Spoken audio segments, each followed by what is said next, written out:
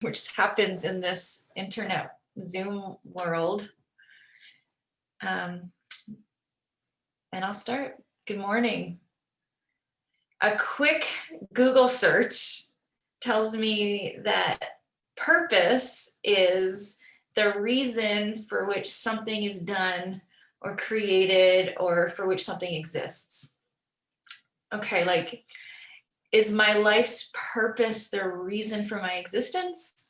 This is a big question, a very difficult answer. Or is it just the reason I do something or the reason I create something? I admire people who have that figured out. I was up very late last night trying to weave together some sort of coherent tapestry of how my purpose is intertwined with my work and my art and my activism. It was messy. So I kept doing this thing where I conflate my purpose with my identity or my accomplishments or my career or my self-worth. I was listing the things that I did that proved this predetermined tagline, an answer to this age-old question, what is my purpose? And to tell the truth, I've never really been able to figure that out, and I'm not sure why I thought I could magically do it over the next 20 minutes with all of you. And I don't know why I have such a hard time with this question. But I will tell you that as part of my morning ritual, I pick marbles from the I Ching. It's a way for me to tap into the great mystery and feign some sort of guidance as to what steps I need to take next or how to create order out of chaos. And yesterday it said this: the future must remain a mystery because life has a special predisposition for exploring possibilities. Through its dance of randomness, it generates innovation and novelty. When you're not busy organizing your life, you will discover that you are the guest of something that demonstrates a greater purpose in leading you. I have learned a lot from my Taoist practice, but understanding my purpose has never been as clear to me as it appears to be for others. I have even on many occasions, asked my phone, Siri, what's my purpose? I say that into my device and I'm sorry, she replies, I do not understand the question. Siri, neither do I. It occurred to me that I needed to take a step back and ask myself a different question. So here I am. This pandemic has been tough. Hey, I don't know about you, but it has challenged me to maintain my focus and productivity while being forced to redirect my natural activities. I'm going to tell you the story of how the apocalypse has affected my understanding of purpose and how it has strengthened my resolve. There are so many topics that I could cover, but we have limited time, and so I'll do my best to explain context. And really, this is just me skimming the surface of a deeply rooted theme. Okay, surprise, I'm a sex worker. In fact, I have been in the sex industry in one way or another for over a decade. It's not something I usually begin a conversation with, and it's still something that I don't name until I've sussed out the room. But it's why I'm here today. And why do I use the term sex work? It is an umbrella term to cover any type of work in the sex industry, from full service, imagine, to phone operators, to strippers, to porn actors, cam girls, sugar babies, dominatrix. I have taken part in over half of these at one time or another. To me, sex work has always been a performance art. And I refer to myself as an atmosphere enhancer, someone who creates a sensual and delightful environment that provides a framework for potential experiences of connection, eroticism, and escape. It just so happens that my medium is impermanent, transitory, and publicly shamed. It's the shaming part that I spend my time unraveling for folks. I believe in the power of elevating the sex professions and sex professionals, in particular because I identify as a woman, and the larger proportion of sex workers are female identifying people. The conversation that I have usually focuses around female sex workers. It's sometimes an invisible war, because the attitude, like racism, is finely woven into the messages we receive in poetry, media, art, history, our peers, our friends, our family, our government. Any chance I have to destigmatize sex work, I will take. And that's why I'm here today. And don't worry, there will be time for questions and answers, and I will be sharing openly as much as I can. Over the past 6 years, I have also served our faith community by curating and developing educational platforms for Unitarians to learn about the shared history and current realities between Indigenous and non-Indigenous peoples in Canada. My job is to find ways to support your active pursuit to repair the harm that has been caused by participating in colonization. I work bridging relationships between marginalized people and privileged people while being both marginalized and privileged person. Like our Indigenous friends, I understand what it means to not be able to spend time doing things I consider important, because as a sex worker, I have to work harder to be seen and treated as a human being. This simple and difficult experience informs everything I do. My great good fortune is having, this is profound for me, my great good fortune is having a background in reconciliation, in restorative justice, in sex work, and in art. And yet I did not come out publicly as a sex worker until quite recently. It's a scary thing to do. You can imagine. The details of my experience in sex work are never as important as our cultural fascination and prejudice towards sex workers. Stigma kills. And it's the stigma that led me to creating the Parlour Project. What is the Parlour Project? Very difficult to explain. It's a little bit of a mystery, so I'm going to try to bring you in a little bit. In the process of claiming my own story, I had to become the subject. The Parlour Project, Spider, Fly, and Web, is a provocative autoethnography about my lived experience as a sex worker. It's an art event, a movement, and an invitation to participate in my story from your own place of imagination, morality, and courage. It began with my desire to create a vulnerable photo expose of selfies that I would take before and after I would rendezvous with a client. By revealing only part of the story, I wanted to invite viewers to fill in the blanks. I took so many of these photos that I could not choose just a few pairs to exhibit. Why?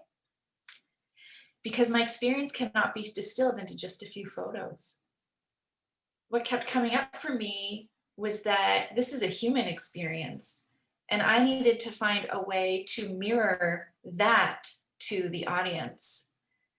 I needed to disrupt the usual one-directional experience where people would be looking at photos and satisfy their predetermined and projected opinion of sex work. So I decided to present an overwhelming 1,800 pieces of visual data.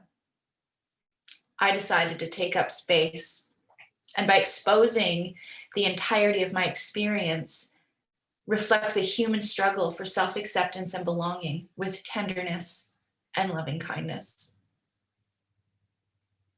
Once the audience has a good feel for these selfies, and once they get to know themselves through deciding what has happened between the before and after, I invite them into a performance piece that uses ceremony to connect us. It is here that I establish, collapse, and reform feminine archetypes. By inserting my physical body into the exhibit, I rehumanize the flattened images seen from our screens, and I reframe common assumptions that have been ingrained into our cultural DNA. As a worship coordinator and longtime speaker at Unitarian gatherings, as a person fortunate to have relations with Indigenous ceremony keepers and mentors, this is something that came very natural to me. It's kind of like my sweet spot. It's where I thrive. It's where I come alive. This ceremony is as close to fulfilling my purpose the way I want to as I can get. I can't get enough. The Parlour Project is a living metaphor. By inviting people into my parlor, I am essentially inviting them into a type of embodied rendezvous with me as a sex worker, but through the vehicle of shared vulnerability. In this way, I am metaphorically inviting them into my body. By selling tickets at the event, we create an exchange of energy that is more acceptable to the world at large than the exchange of sexual services or intimacy for money.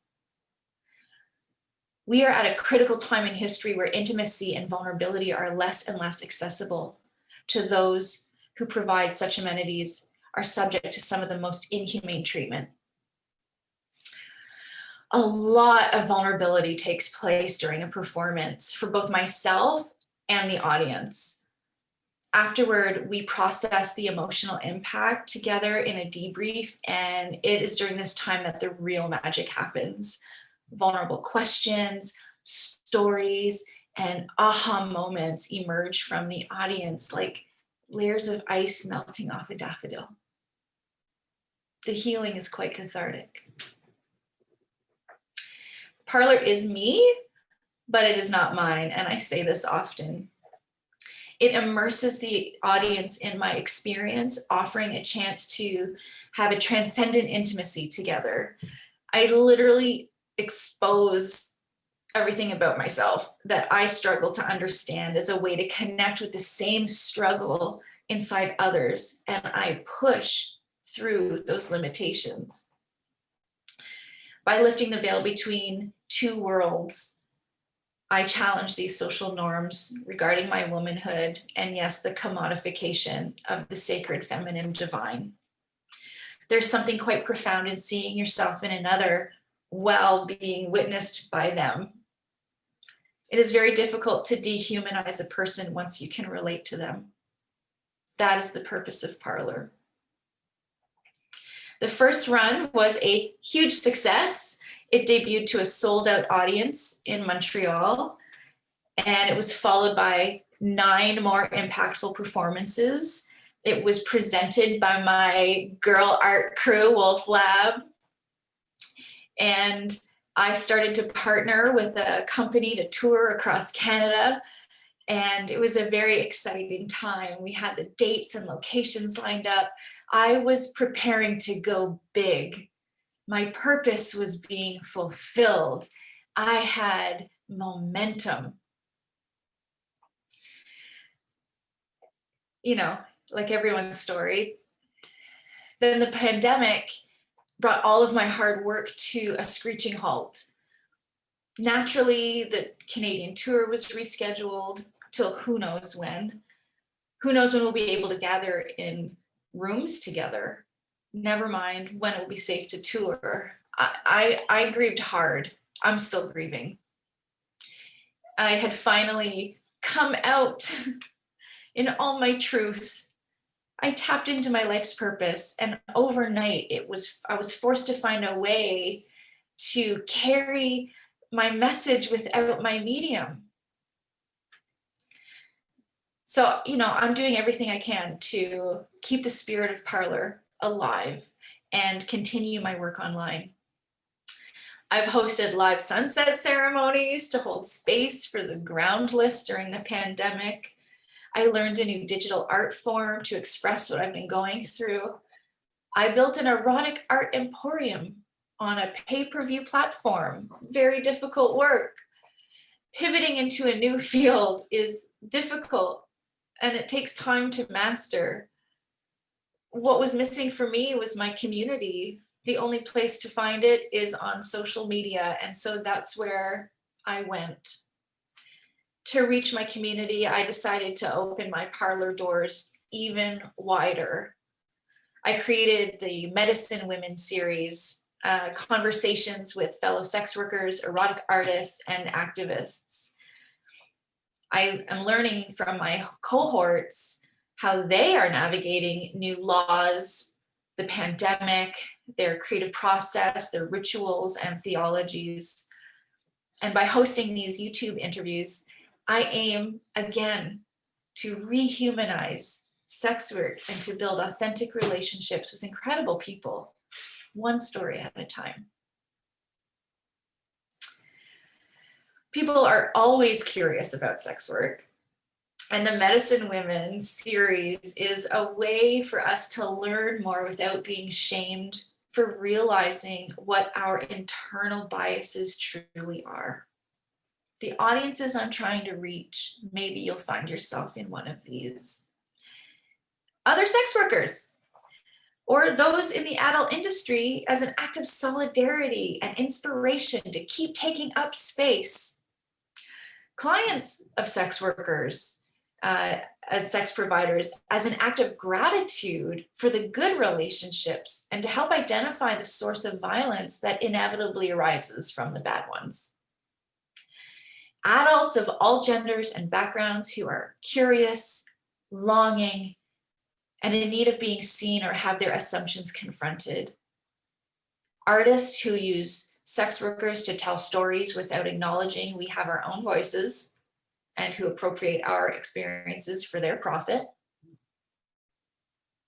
And policymakers, law enforcement, psychologists, frontline workers, and any sort of official, religious, political, corporate, anyone who is in some sort of position of power.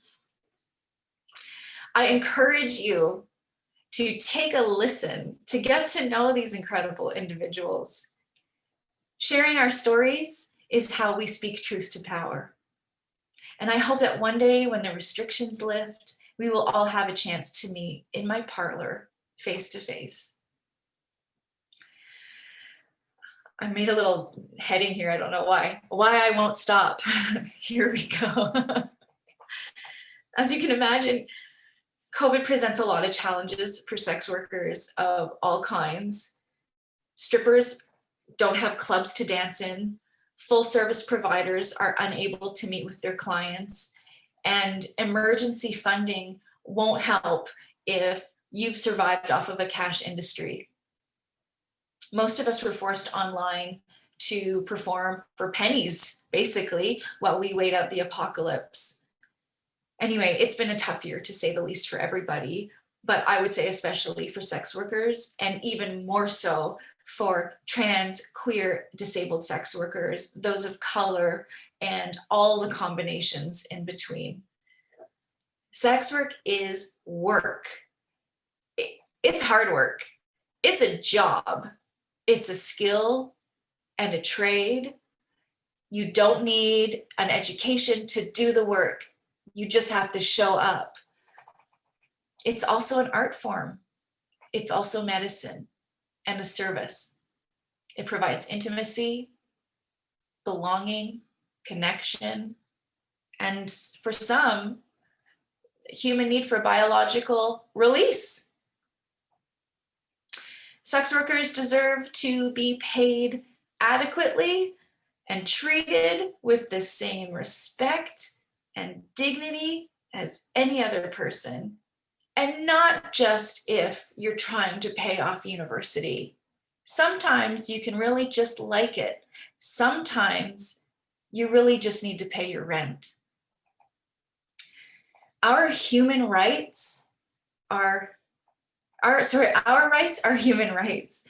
And there are new laws coming out all the time that are making it increasingly difficult to freely express our existence with dignity. I'm not going to get into all those laws right now. It's another whole conversation, but we can talk about that later. But I will say that with the recent explosion of sexuality that has been brought about by technology, I believe that the Parlour Project is unprecedented as a unique contribution that allows a glimpse inside the oldest profession and connects it to this modern discourse. I use mediums that reflect and project to establish our interdependent existence and to offer an opportunity to be more intentional with how we make value judgments on one another and ourselves. It's easy to get caught up in our own judgments, especially when it comes to sex as a service. Sex workers bear the brunt of negative criticism, which leads to cycles of violence, mistreatment, abuses of power. So the way that we talk about sex work affects the way we can influence change.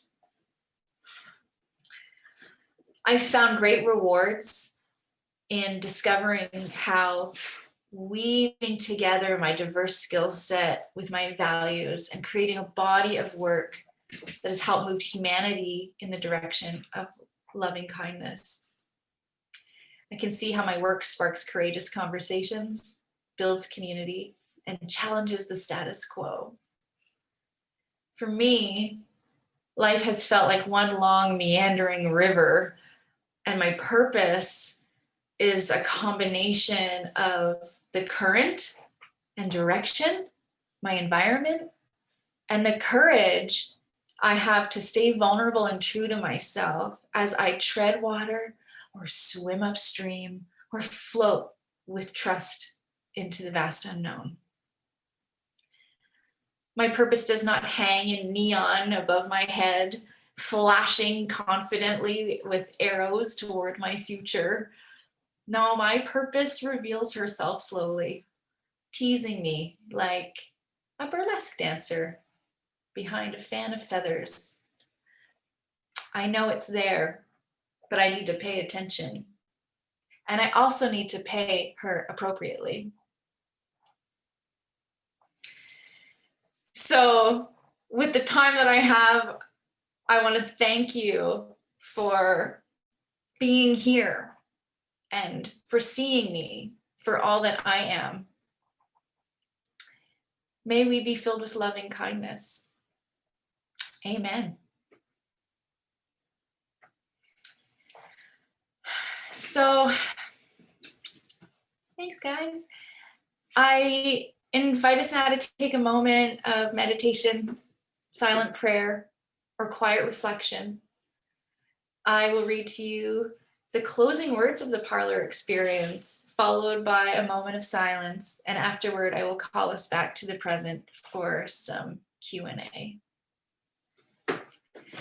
So take a deep breath, find yourself comfortable. What a dark and beautiful web we weave.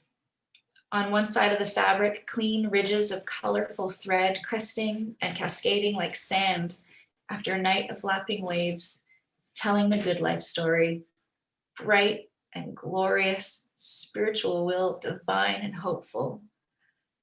On the other side, shortcuts of the yarn zigzagging from one point to another, no rhyme, no reason, its only purpose to uphold a story on the flip.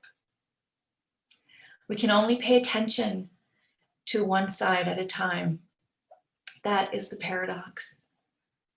We are the thread, each of us tightly wound into potential tapestry, but not without its shortcuts and pricked fingers bleeding from the process. Stare not for too long at the gorgeousness of your masterpiece. It too exists not without attachment, addiction, fear. Remember to peek around and open your soul to the work behind the curtain. Weave in, weave out. There's only so much that we can see at one time. Weave in, weave out. Our filament, our golden thread, is the same thread from the tiniest atom to the biggest idea, from a newborn to a dying sun. It all weaves in and out together, into light and under darkness. Give yourself some rope sometimes. Tensions rise when we resist the weaver. Cut the world some slack. We are all weaving in and out.